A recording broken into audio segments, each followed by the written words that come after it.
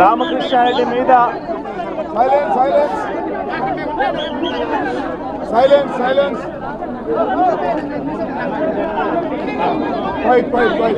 ఈరోజు పిన్నెల్లి రామకృష్ణారెడ్డి మీద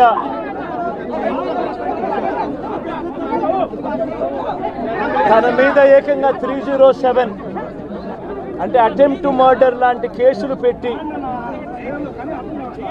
ఏ రకంగా అన్యాయంగా తనను జైల్లో నిర్బంధించడం జరుగుతూ ఉందో కూడా చూస్తూ ఉన్నాం. ఈరోజు రాష్ట్ర వ్యాప్తంగా కూడా ఇదే కార్యక్రమాలు జరుగుతూ ఉన్నాయి. రాష్ట్ర వ్యాప్తంగా కూడా కేవలం తెలుగుదేశం పార్టీకి చంద్రబాబు నాయుడు గారికి ఓటు వేయలేదు అన్న ఒకే ఒక కారణంతో ఏకంగా ఆస్తులను ధ్వంసం చేస్తూ ఉన్నారు, దొంగ కేసులు పెడతా ఉన్నారు.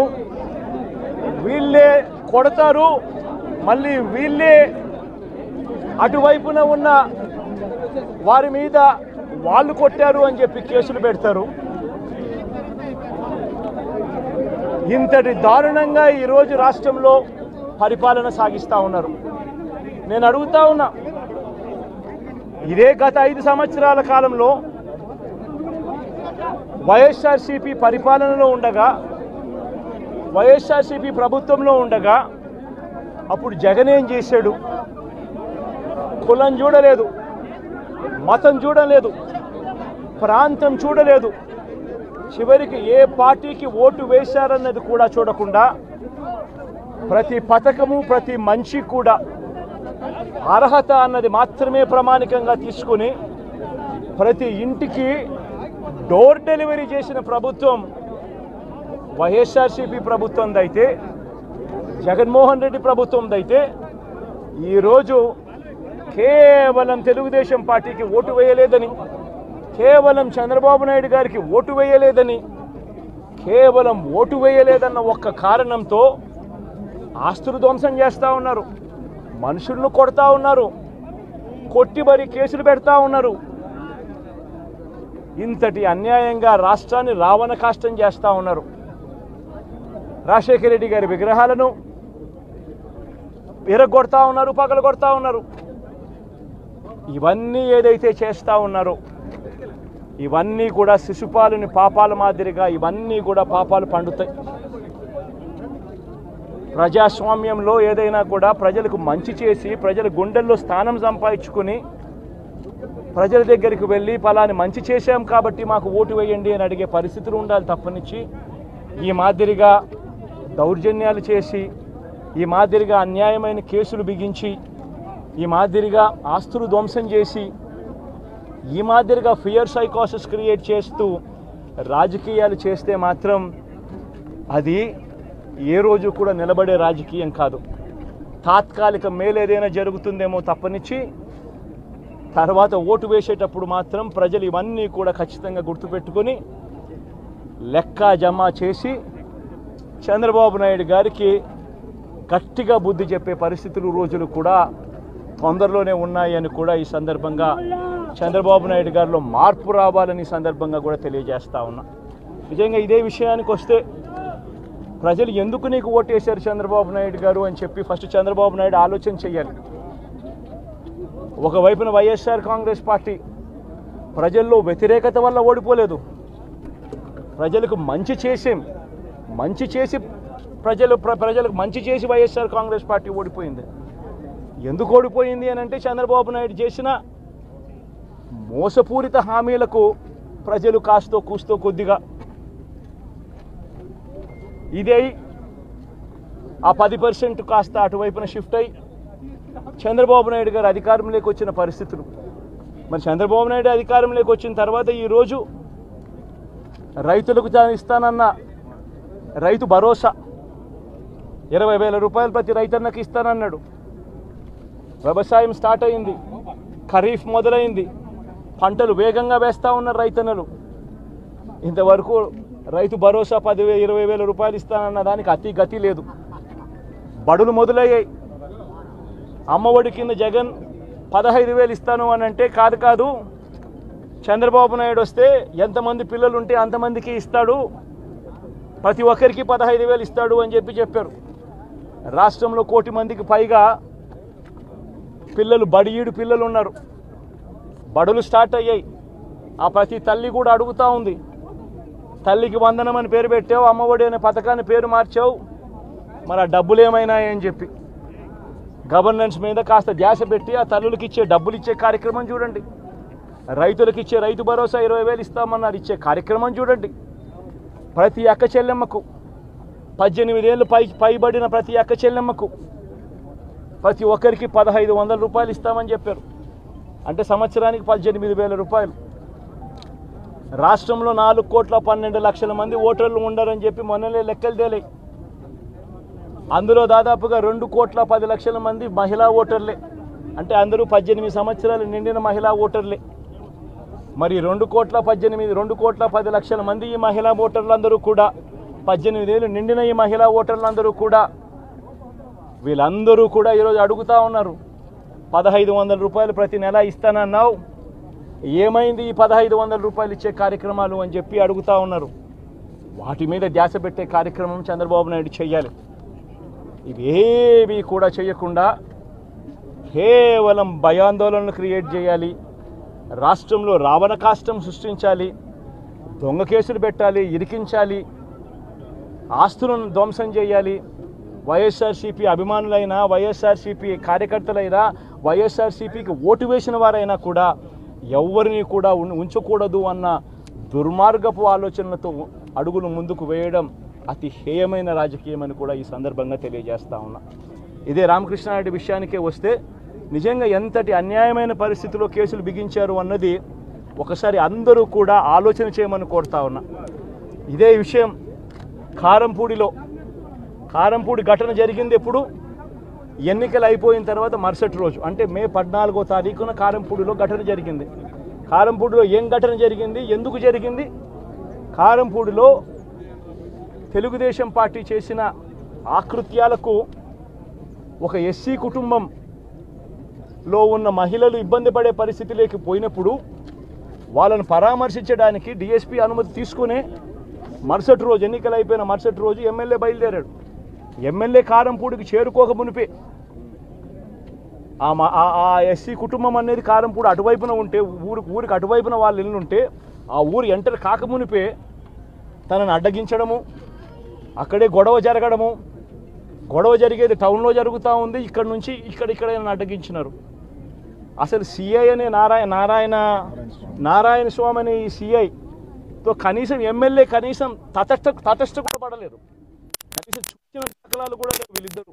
ఆ రోజు ఆయన ఉండేది వేరే గొడవలో వేరే లొకేషన్, టౌన్ మధ్యలో గొడవ జరుగుతా అంటే ఆయన టౌన్ మొదట్లో ఈయన ఉంటారు.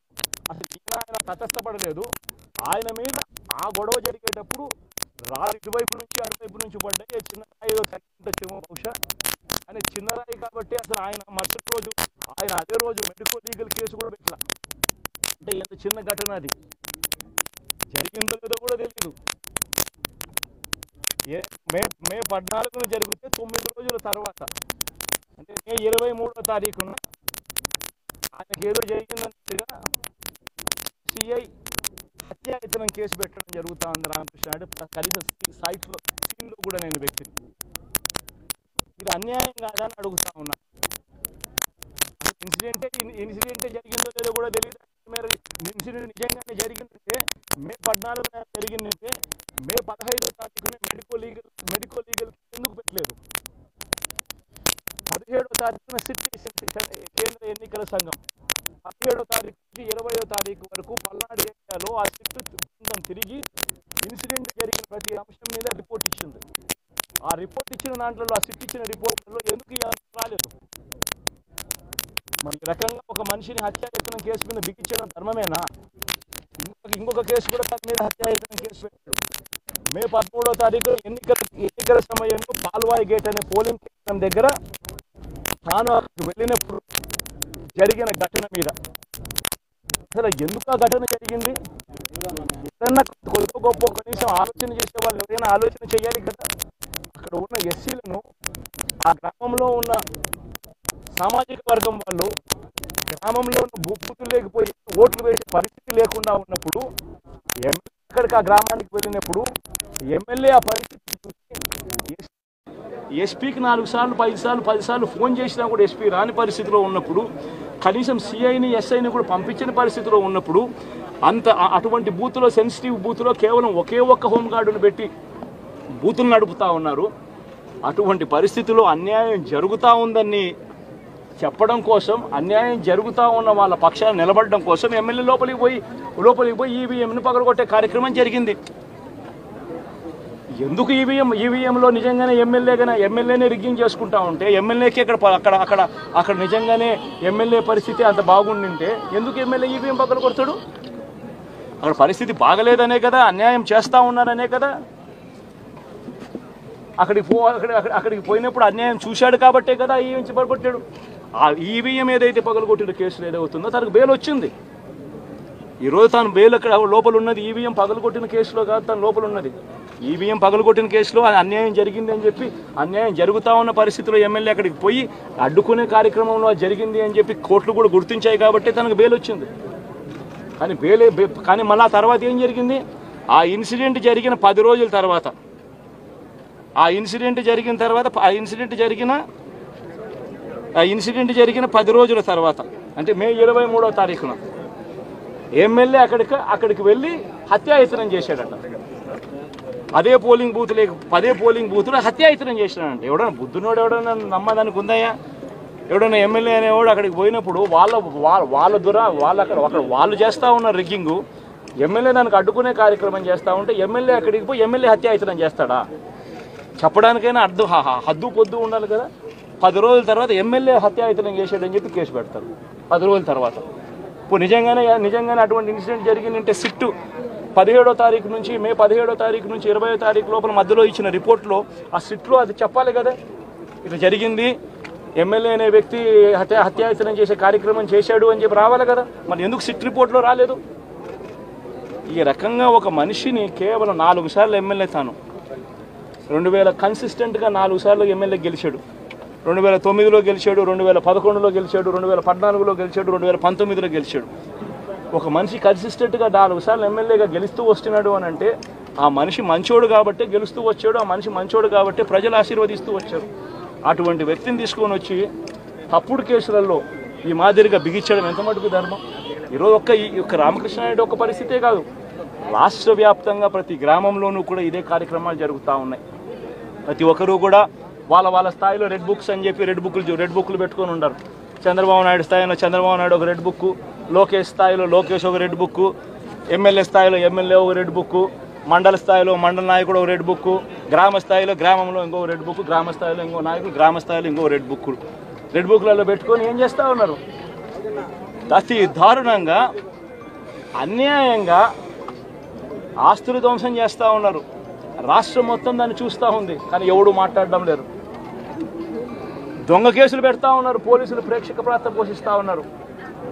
దొంగ కేసులు పెడతా ఉన్నారు, వాళ్ళే కొడతారు, మన ఇటువైపున కేసులు పెడతా ఉన్నారు. రాష్ట్రం మొత్తం ఇది చూస్తూ ఉంది. చీని చెట్లు నరికేస్తూ ఉన్నారు, ఆస్తులు ధ్వంసం చేస్తూ ఉన్నారు, కనిపిస్తూ ఉంది. ఎమ్మెల్యేలు ఏకంగా జేసీబీల మీద, పొక్లేన్ల మీద ఎమ్మెల్యేలు స్వయంగా తిష్టేసి ఏకంగా పోయి బిల్డింగులు పగలగొట్టే కార్యక్రమాలు చేస్తూ ఉన్నారు. ఇంతటి దారుణంగా నిజంగా చేస్తూ ఉన్నారు అని అంటే ఎల్లకాలం ప్రభుత్వం మీది కాదు, ఎల్లకాలం రోజులు మీయే ఉండవు చంద్రబాబు, అది గుర్తుపెట్టుకో. మీ పాపాలు పండుతూ ఉన్నాయి వేగంగా. ప్రజలు దీన్ని క్షమించని పరిస్థితుల్లోకి వస్తారు. ఖచ్చితంగా మీకు బుద్ధి చెప్పే పరిస్థితులు రోజులు కూడా ఉంటాయి.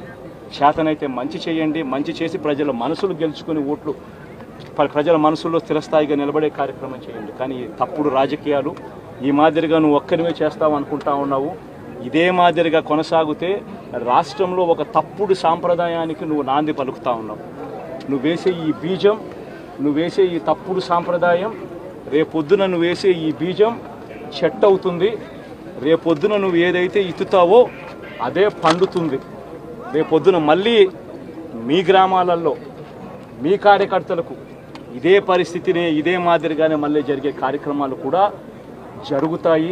అటువంటి తప్పుడు సాంప్రదాయాలు దయచేసి ఇప్పటికన్నా ఆపండి. నాయకులుగా ఉన్న మనలాంటి వాళ్ళం ఇలాంటివి ప్రోత్సహించకూడదు. ఇలాంటివి ఎవరు తప్పు చేసినా తప్పు అని చెప్పే కార్యక్రమం నాయకులుగా మనం చెయ్యాలి. అని దగ్గరుండి ఈ మాదిరిగా ప్రోత్సహించడం అతి దుర్మార్గమైన కార్యక్రమం. దయచేసి దీనికి ఫుల్ స్టాప్ పెట్టే కార్యక్రమం ఖచ్చితంగా చేయండి చంద్రబాబు అని చెప్పి సందర్భంగా మరొక్కసారి చంద్రబాబును ఈసారి హెచ్చరిస్తున్నామని కూడా చెప్తా ఉన్నాం. ఈసారి కోరడం లేదు, హెచ్చరిస్తున్నామని కూడా చెప్తా ఉన్నాం. ఇదే మాదిరిగా జరుగుతూ పోతూ ఉంటే మాత్రం ఎవరైనా కూడా ఊరుకునే కార్యక్రమం జరగదు, రియాక్షన్ అనేది ఖచ్చితంగా ఉంటుందని కూడా చంద్రబాబు నాయుడు సందర్భంగా గట్టిగా చెప్తారు. నెల రోజులైంది, చాలా మంది కార్యకర్తలు కూడా ఇబ్బంది పడిన పరిస్థితి. కార్యకర్తలను వదిలేసి ఈ రోజు భారత రాజ్యాంగ వ్యవస్థని నిర్వీర్యం చేసే విధంగా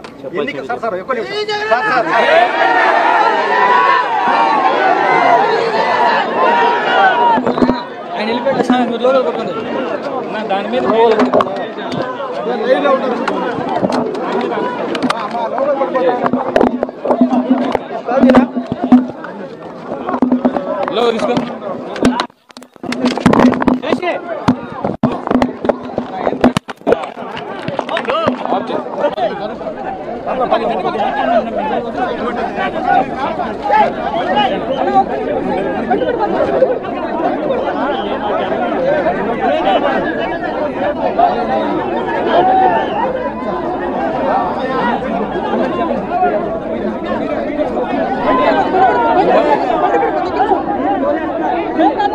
రామకృష్ణారెడ్డి మీద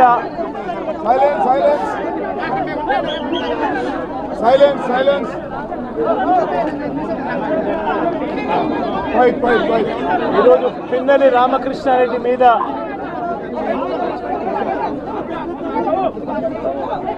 తన మీద ఏకంగా 307 అంటే అటెంప్ట్ టు మర్డర్ లాంటి కేసులు పెట్టి ఏ రకంగా అన్యాయంగా తనను జైల్లో నిర్బంధించడం జరుగుతూ ఉందో కూడా చూస్తూ ఉన్నాం. ఈరోజు రాష్ట్ర వ్యాప్తంగా కూడా ఇదే కార్యక్రమాలు జరుగుతూ ఉన్నాయి. రాష్ట్ర వ్యాప్తంగా కూడా కేవలం తెలుగుదేశం పార్టీకి చంద్రబాబు నాయుడు గారికి ఓటు వేయలేదు అన్న ఒకే ఒక కారణంతో ఏకంగా ఆస్తులను ధ్వంసం చేస్తూ ఉన్నారు, దొంగ కేసులు పెడతా ఉన్నారు. వీళ్ళే కొడతారు, మళ్ళీ వీళ్ళే అటువైపున ఉన్న వారి మీద వాళ్ళు కొట్టారు అని చెప్పి కేసులు పెడతారు. ఇంతటి దారుణంగా ఈరోజు రాష్ట్రంలో పరిపాలన సాగిస్తూ ఉన్నారు. నేను అడుగుతా ఉన్నా, ఇదే గత 5 సంవత్సరాల కాలంలో వైఎస్ఆర్సీపీ పరిపాలనలో ఉండగా, వైఎస్ఆర్సీపీ ప్రభుత్వంలో ఉండగా అప్పుడు జగన్ ఏం చేశాడు? కులం చూడలేదు, మతం చూడలేదు, ప్రాంతం చూడలేదు, చివరికి ఏ పార్టీకి ఓటు వేశారన్నది కూడా చూడకుండా ప్రతి పథకము ప్రతి మనిషి కూడా అర్హత అన్నది మాత్రమే ప్రామాణికంగా తీసుకుని ప్రతి ఇంటికి డోర్ డెలివరీ చేసిన ప్రభుత్వం వైఎస్ఆర్సీపీ ప్రభుత్వందైతే, జగన్మోహన్ రెడ్డి ప్రభుత్వందైతే ఈరోజు కేవలం తెలుగుదేశం పార్టీకి ఓటు వేయలేదని, కేవలం చంద్రబాబు నాయుడు గారికి ఓటు వేయలేదని, కేవలం ఓటు వేయలేదన్న ఒక్క కారణంతో ఆస్తులు ధ్వంసం చేస్తూ ఉన్నారు, మనుషులను కొడతా ఉన్నారు, కొట్టి మరి కేసులు పెడతా ఉన్నారు. ఇంతటి అన్యాయంగా రాష్ట్రాన్ని రావణ కాష్టం చేస్తూ ఉన్నారు. రాజశేఖర రెడ్డి గారి విగ్రహాలను విరగొడతా ఉన్నారు, పగలగొడతా ఉన్నారు. ఇవన్నీ ఏదైతే చేస్తూ ఉన్నారో ఇవన్నీ కూడా శిశుపాలుని పాపాల మాదిరిగా ఇవన్నీ కూడా పాపాలు పండుతాయి. ప్రజాస్వామ్యంలో ఏదైనా కూడా ప్రజలకు మంచి చేసి ప్రజల గుండెల్లో స్థానం సంపాదించుకొని ప్రజల దగ్గరికి వెళ్ళి పలాని మంచి చేశాం కాబట్టి మాకు ఓటు వేయండి అని అడిగే పరిస్థితులు ఉండాలి తప్పనిచ్చి ఈ మాదిరిగా దౌర్జన్యాలు చేసి, ఈ మాదిరిగా అన్యాయమైన కేసులు బిగించి, ఈ మాదిరిగా ఆస్తులు ధ్వంసం చేసి, ఈ మాదిరిగా ఫియర్ సైకోసిస్ క్రియేట్ చేస్తూ రాజకీయాలు చేస్తే మాత్రం అది ఏ రోజు కూడా నిలబడే రాజకీయం కాదు. తాత్కాలిక మేలు ఏదైనా జరుగుతుందేమో తప్పనిచ్చి తర్వాత ఓటు వేసేటప్పుడు మాత్రం ప్రజలు ఇవన్నీ కూడా ఖచ్చితంగా గుర్తుపెట్టుకొని లెక్క జమ చేసి చంద్రబాబు నాయుడు గారికి గట్టిగా బుద్ధి చెప్పే పరిస్థితులు రోజులు కూడా తొందరలోనే ఉన్నాయని కూడా ఈ సందర్భంగా చంద్రబాబు నాయుడు గారిలో మార్పు రావాలని సందర్భంగా కూడా తెలియజేస్తా ఉన్నా. నిజంగా ఇదే విషయానికి వస్తే ప్రజలు ఎందుకు నీకు ఓటేశారు చంద్రబాబు నాయుడు గారు అని చెప్పి ఫస్ట్ చంద్రబాబు నాయుడు ఆలోచన చేయాలి. ఒకవైపున వైఎస్ఆర్ కాంగ్రెస్ పార్టీ ప్రజల్లో వ్యతిరేకత వల్ల ఓడిపోలేదు, ప్రజలకు మంచి చేసి ప్రజలకు మంచి చేసి వైఎస్ఆర్ కాంగ్రెస్ పార్టీ ఓడిపోయింది. ఎందుకు ఓడిపోయింది అని అంటే చంద్రబాబు నాయుడు చేసిన మోసపూరిత హామీలకు ప్రజలు కాస్తో కూస్తో కొద్దిగా ఇదే ఆ 10% కాస్త అటువైపున షిఫ్ట్ అయ్యి చంద్రబాబు నాయుడు గారు అధికారంలోకి వచ్చిన పరిస్థితులు. మరి చంద్రబాబు నాయుడు అధికారంలోకి వచ్చిన తర్వాత ఈరోజు రైతులకు ఇస్తానన్న రైతు భరోసా 20,000 రూపాయలు ప్రతి రైతన్నకి ఇస్తానన్నాడు. వ్యవసాయం స్టార్ట్ అయింది, ఖరీఫ్ మొదలైంది, పంటలు వేగంగా వేస్తూ ఉన్నారు రైతన్నలు. ఇంతవరకు రైతు భరోసా 10,000-20,000 రూపాయలు ఇస్తానన్న దానికి అతి గతి లేదు. బడులు మొదలయ్యాయి. అమ్మఒడి కింద జగన్ 15,000 ఇస్తాను అని అంటే కాదు చంద్రబాబు నాయుడు వస్తే ఎంతమంది పిల్లలు ఉంటే అంతమందికి ఇస్తాడు, ప్రతి ఒక్కరికి 15,000 ఇస్తాడు అని చెప్పారు. రాష్ట్రంలో 1 కోటి మందికి పైగా పిల్లలు బడియీడు పిల్లలు ఉన్నారు. బడులు స్టార్ట్ అయ్యాయి. ఆ ప్రతి తల్లి కూడా అడుగుతూ ఉంది, తల్లికి వందనం అని పేరు పెట్టావు, అమ్మఒడి అనే పథకాన్ని పేరు మార్చావు, మరి ఆ డబ్బులు ఏమైనాయని చెప్పి గవర్నెన్స్ మీద కాస్త ధ్యాస పెట్టి ఆ తల్లులకు ఇచ్చే డబ్బులు ఇచ్చే కార్యక్రమం చూడండి. రైతులకు ఇచ్చే రైతు భరోసా 20,000 ఇస్తామన్నారు, ఇచ్చే కార్యక్రమం చూడండి. ప్రతి అక్క చెల్లెమ్మకు 18 ఏళ్ళు పైబడిన ప్రతి అక్క చెల్లెమ్మకు ప్రతి ఒక్కరికి 1,500 రూపాయలు ఇస్తామని చెప్పారు. అంటే సంవత్సరానికి 18,000 రూపాయలు. రాష్ట్రంలో 4,12,00,000 మంది ఓటర్లు ఉండరని చెప్పి మొన్ననే లెక్కలు తేలాయి. అందులో దాదాపుగా 2,10,00,000 మంది మహిళా ఓటర్లే. అంటే అందరూ 18 సంవత్సరాలు నిండిన మహిళా ఓటర్లే. మరి 2,10,00,000 మంది ఈ మహిళా ఓటర్లందరూ కూడా 18 ఏళ్ళు నిండిన ఈ మహిళా ఓటర్లందరూ కూడా వీళ్ళందరూ కూడా ఈరోజు అడుగుతూ ఉన్నారు, 1,500 రూపాయలు ప్రతి నెల ఇస్తానన్నావు, ఏమైంది ఈ 1,500 రూపాయలు ఇచ్చే కార్యక్రమాలు అని చెప్పి అడుగుతూ ఉన్నారు. వాటి మీద ధ్యాస పెట్టే కార్యక్రమం చంద్రబాబు నాయుడు చేయాలి. ఇవేవి కూడా చేయకుండా కేవలం భయాందోళనలు క్రియేట్ చేయాలి, రాష్ట్రంలో రావణ కాష్టం సృష్టించాలి, దొంగ కేసులు పెట్టాలి, ఇరికించాలి, ఆస్తులను ధ్వంసం చేయాలి. వైఎస్ఆర్సీపీ అభిమానులైనా, వైఎస్ఆర్సీపీ కార్యకర్తలైనా, వైఎస్ఆర్సీపీకి ఓటు వేసిన వారైనా కూడా ఎవరిని కూడా ఉంచకూడదు అన్న దుర్మార్గపు ఆలోచనలతో అడుగులు ముందుకు వేయడం అతి హేయమైన రాజకీయమని కూడా ఈ సందర్భంగా తెలియజేస్తా ఉన్నా. ఇదే రామకృష్ణారెడ్డి విషయానికే వస్తే నిజంగా ఎంతటి అన్యాయమైన పరిస్థితిలో కేసులు బిగించారు అన్నది ఒకసారి అందరూ కూడా ఆలోచన చేయమని కోరుతా ఉన్నా. ఇదే విషయం కారంపూడి ఘటన జరిగింది ఎప్పుడు? ఎన్నికలు అయిపోయిన తర్వాత మరుసటి రోజు, అంటే మే 14వ తారీఖున కారంపూడిలో ఘటన జరిగింది.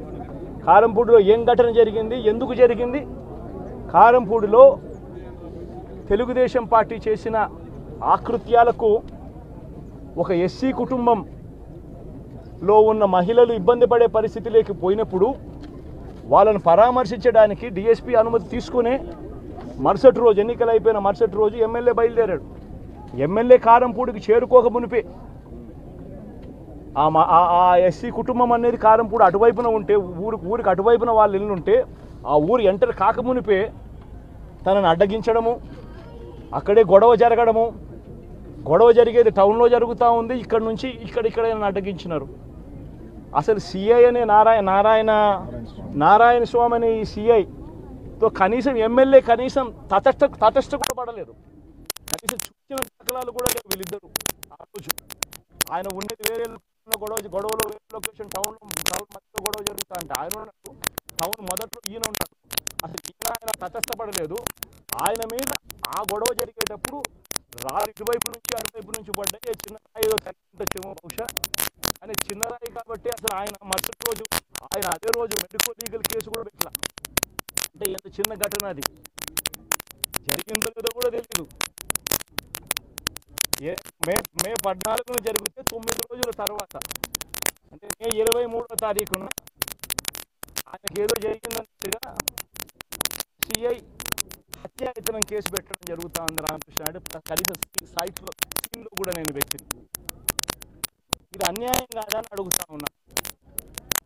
అసలు ఇన్సిడెంటే జరిగిందో లేదో కూడా తెలియదు. మీరు ఇన్సిడెంట్ నిజంగానే జరిగిందంటే మే 14న జరిగిందంటే మే 15వ తారీఖున మెడికో లీగల్ ఎందుకు పెట్టలేదు? 17వ తారీఖున కేంద్ర ఎన్నికల సంఘం 17వ తారీఖు నుంచి 20వ తారీఖు వరకు పల్నాడు ఏరియాలో ఆ సిట్ బృందం తిరిగి ఇన్సిడెంట్ జరిగిన ప్రతి అంశం మీద రిపోర్ట్ ఇచ్చింది. ఆ రిపోర్ట్ ఇచ్చిన దాంట్లో ఆ సిట్ ఇచ్చిన రిపోర్ట్లలో ఎందుకు రాలేదు? మరి రకంగా ఒక మనిషిని హత్యాయత్నం కేసు మీద బిగించడం ధర్మమేనా? ఇంకొక కేసు కూడా తన మీద హత్యాయత్నం కేసు పెట్టాడు. మే 13వ తారీఖు ఎన్నికల సమయంలో పాల్వాయి గేట్ అనే పోలింగ్ కేంద్రం దగ్గర తాను వెళ్ళినప్పుడు జరిగిన ఘటన మీద అసలు ఎందుకు ఆ ఘటన జరిగింది? ఏదన్నా కొద్ది గొప్ప కనీసం ఆలోచన చేసే వాళ్ళు ఎవరైనా ఆలోచన చేయాలి కదా.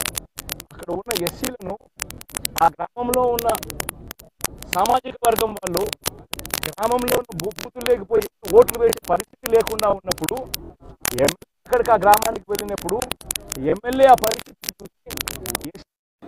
ఎస్పీకి 4 సార్లు 5 సార్లు 10 సార్లు ఫోన్ చేసినా కూడా ఎస్పీ రాని పరిస్థితిలో ఉన్నప్పుడు, కనీసం సిఐని ఎస్ఐని కూడా పంపించిన పరిస్థితిలో ఉన్నప్పుడు, అటువంటి బూత్లో సెన్సిటివ్ బూత్లో కేవలం ఒకే ఒక్క హోంగార్డును పెట్టి బూతులు నడుపుతూ ఉన్నారు.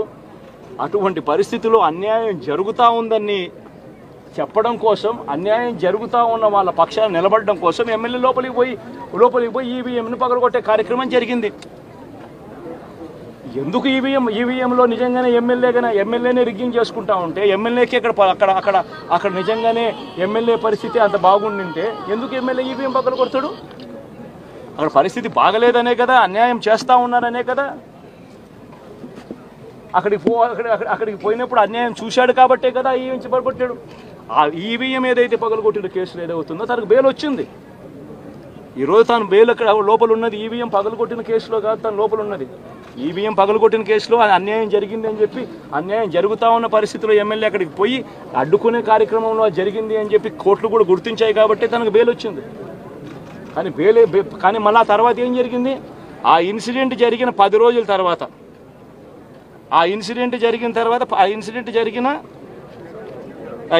జరిగిన 10 రోజుల తర్వాత అంటే మే 23వ తారీఖున ఎమ్మెల్యే అక్కడికి వెళ్ళి హత్యాయత్నం చేశాడట. అదే పోలింగ్ బూత్లో హత్యాయత్నం చేశాడంట. ఎవడన్నా బుద్ధునోడు ఎవడన్నా నమ్మదానికి ఉందయ్యా? ఎవడన్నా ఎమ్మెల్యే అనేవాడు అక్కడికి పోయినప్పుడు వాళ్ళు చేస్తూ ఉన్న రిగ్గింగు, ఎమ్మెల్యే దానికి అడ్డుకునే కార్యక్రమం చేస్తూ ఉంటే ఎమ్మెల్యే అక్కడికి పోయి ఎమ్మెల్యే హత్యాయత్నం చేస్తాడా? చెప్పడానికైనా హద్దు పొద్దు ఉండాలి కదా. 10 రోజుల తర్వాత ఎమ్మెల్యే హత్యాయత్నం చేశాడని చెప్పి కేసు పెడతారు 10 రోజుల తర్వాత. ఇప్పుడు నిజంగానే అటువంటి ఇన్సిడెంట్ జరిగిందంటే సిట్టు 17వ తారీఖు నుంచి మే 17వ తారీఖు నుంచి 20వ తారీఖు లోపల మధ్యలో ఇచ్చిన రిపోర్ట్లో ఆ సిట్లో అది చెప్పాలి కదా. ఇట్లా జరిగింది, ఎమ్మెల్యే అనే వ్యక్తి హత్యాయత్నం చేసే కార్యక్రమం చేశాడు అని చెప్పి రావాలి కదా. మరి ఎందుకు సిట్ రిపోర్ట్లో రాలేదు? ఈ రకంగా ఒక మనిషిని కేవలం 4 సార్లు ఎమ్మెల్యే తాను 2000 కన్సిస్టెంట్గా 4 సార్లు ఎమ్మెల్యే గెలిచాడు. 2009లో గెలిచాడు, 2011లో గెలిచాడు, 2014లో గెలిచాడు, 2019లో గెలిచాడు. ఒక మనిషి కన్సిస్టెంట్గా 4 సార్లు ఎమ్మెల్యేగా గెలుస్తూ వస్తున్నాడు అని అంటే ఆ మనిషి మంచోడు కాబట్టి గెలుస్తూ వచ్చాడు, ఆ మనిషి మంచోడు కాబట్టి ప్రజలు ఆశీర్వదిస్తూ వచ్చారు. అటువంటి వ్యక్తిని తీసుకొని వచ్చి తప్పుడు కేసులలో ఈ మాదిరిగా బిగించడం ఎంత మటుకు ధర్మం? ఈరోజు ఒక్క రామకృష్ణ నాయుడు ఒక్క పరిస్థితే కాదు, రాష్ట్ర వ్యాప్తంగా ప్రతి గ్రామంలోనూ కూడా ఇదే కార్యక్రమాలు జరుగుతూ ఉన్నాయి. ప్రతి ఒక్కరూ కూడా వాళ్ళ స్థాయిలో రెడ్ బుక్స్ అని చెప్పి రెడ్ బుక్లు పెట్టుకొని ఉంటారు. చంద్రబాబు నాయుడు స్థాయిలో చంద్రబాబు నాయుడు ఒక రెడ్ బుక్, లోకేష్ స్థాయిలో లోకేష్ ఒక రెడ్ బుక్, ఎమ్మెల్యే స్థాయిలో ఎమ్మెల్యే ఒక రెడ్ బుక్, మండల స్థాయిలో మండల నాయకుడు ఒక రెడ్ బుక్, గ్రామ స్థాయిలో గ్రామంలో ఇంకో రెడ్ బుక్, గ్రామ స్థాయిలో ఇంకో నాయకుడు గ్రామ స్థాయిలో ఇంకో రెడ్ బుక్లలో పెట్టుకొని ఏం చేస్తూ ఉన్నారు? అతి దారుణంగా అన్యాయంగా ఆస్తులు ధ్వంసం చేస్తూ ఉన్నారు. రాష్ట్రం మొత్తం దాన్ని చూస్తూ ఉంది, కానీ ఎవడు మాట్లాడడం లేదు. దొంగ కేసులు పెడతా ఉన్నారు, పోలీసులు ప్రేక్షక పాత్ర పోషిస్తూ ఉన్నారు. దొంగ కేసులు పెడతా ఉన్నారు, వాళ్ళే కొడతారు, మన ఇటువైపున కేసులు పెడతా ఉన్నారు. రాష్ట్రం మొత్తం ఇది చూస్తూ ఉంది. చీని చెట్లు నరికేస్తూ ఉన్నారు, ఆస్తులు ధ్వంసం చేస్తూ ఉన్నారు, కనిపిస్తూ ఉంది. ఎమ్మెల్యేలు ఏకంగా జేసీబీల మీద పొక్లేన్ల మీద ఎమ్మెల్యేలు స్వయంగా తిష్టేసి ఏకంగా పోయి బిల్డింగులు పగలగొట్టే కార్యక్రమాలు చేస్తూ ఉన్నారు. ఇంతటి దారుణంగా నిజంగా చేస్తూ ఉన్నారు అని అంటే ఎల్లకాలం ప్రభుత్వం మీది కాదు, ఎల్లకాలం రోజులు మీయే ఉండవు చంద్రబాబు, అది గుర్తుపెట్టుకో. మీ పాపాలు పండుతూ ఉన్నాయి వేగంగా. ప్రజలు దీన్ని క్షమించని పరిస్థితుల్లోకి వస్తారు. ఖచ్చితంగా మీకు బుద్ధి చెప్పే పరిస్థితులు రోజులు కూడా ఉంటాయి. శాతనైతే మంచి చేయండి, మంచి చేసి ప్రజల మనసులు గెలుచుకుని ఓట్లు ప్రజల మనసుల్లో స్థిరస్థాయిగా నిలబడే కార్యక్రమం చేయండి. కానీ తప్పుడు రాజకీయాలు ఈ మాదిరిగా నువ్వు ఒక్కరివే చేస్తావు అనుకుంటా ఉన్నావు. ఇదే మాదిరిగా కొనసాగితే రాష్ట్రంలో ఒక తప్పుడు సాంప్రదాయానికి నువ్వు నాంది పలుకుతా ఉన్నావు. నువ్వు వేసే ఈ బీజం, నువ్వు వేసే ఈ తప్పుడు సాంప్రదాయం, రేపొద్దున నువ్వు వేసే ఈ బీజం చెట్టు అవుతుంది. రేపొద్దున నువ్వు ఏదైతే ఇత్తుతావో అదే పండుతుంది. రేపొద్దున మళ్ళీ మీ గ్రామాలలో మీ కార్యకర్తలకు ఇదే పరిస్థితినే ఇదే మాదిరిగానే మళ్ళీ జరిగే కార్యక్రమాలు కూడా జరుగుతాయి. అటువంటి తప్పుడు సాంప్రదాయాలు దయచేసి ఇప్పటికన్నా ఆపండి. నాయకులుగా ఉన్న మనలాంటి వాళ్ళం ఇలాంటివి ప్రోత్సహించకూడదు. ఇలాంటివి ఎవరు తప్పు చేసినా తప్పు అని చెప్పే కార్యక్రమం నాయకులుగా మనం చెయ్యాలి. కానీ దగ్గరుండి ఈ మాదిరిగా ప్రోత్సహించడం అతి దుర్మార్గమైన కార్యక్రమం. దయచేసి దీనికి ఫుల్ స్టాప్ పెట్టే కార్యక్రమం ఖచ్చితంగా చెయ్యండి చంద్రబాబు అని చెప్పి సందర్భంగా మరొక్కసారి చంద్రబాబును ఈసారి హెచ్చరిస్తున్నామని కూడా చెప్తా ఉన్నాం. ఈసారి కోరడం లేదు, హెచ్చరిస్తున్నామని కూడా చెప్తా ఉన్నాం. ఇదే మాదిరిగా జరుగుతూ పోతూ ఉంటే మాత్రం ఎవరైనా కూడా ఊరుకునే కార్యక్రమం జరగదు. రియాక్షన్ అనేది ఖచ్చితంగా ఉంటుందని కూడా చంద్రబాబు నాయుడు సందర్భంగా గట్టిగా చెప్తాం.